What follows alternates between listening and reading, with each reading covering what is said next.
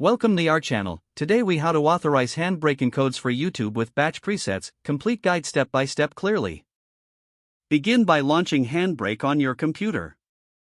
Load your desired video file by clicking on the Open Source button.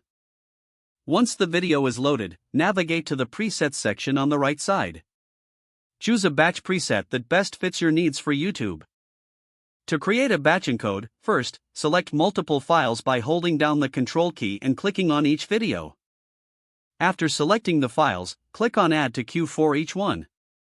Now that your videos are in the queue, look for the Queue tab at the top. In the Queue tab, double-check that all the files you selected are listed.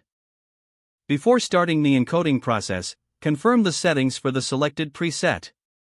You can adjust settings like resolution, frame rate, and audio settings if needed. Once you're satisfied with all settings, click on the Start Queue button. HandBrake will begin processing the videos one by one. As each encode completes, you'll see a progress indicator next to each file. Once the encoding is finished, locate the output files in the designated Save folder. Open your web browser and visit YouTube. Sign in to your YouTube account if you haven't already done so. Click on the Upload button, usually represented by a camera icon with a plus sign. Drag and drop your newly encoded video files into the upload area. Fill in the necessary metadata like title, description, and tags for each video. Choose your desired privacy settings before finalizing the upload. After reviewing all details, click on the Publish button to complete the process. Your videos are now authorized and ready for viewing on YouTube. If the page does not load, refresh the browser or try again in a private or incognito window.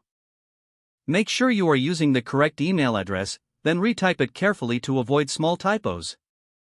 If your password is not accepted, use the Reset option and create a new strong password you can remember. Check your spam folder for verification or security emails, then complete any requested confirmation steps. Enable two-factor authentication if available to improve account security and reduce unauthorized access. After signing in, review your profile details so your contact information and settings are accurate and current. Don't forget to like this video and subscribe to our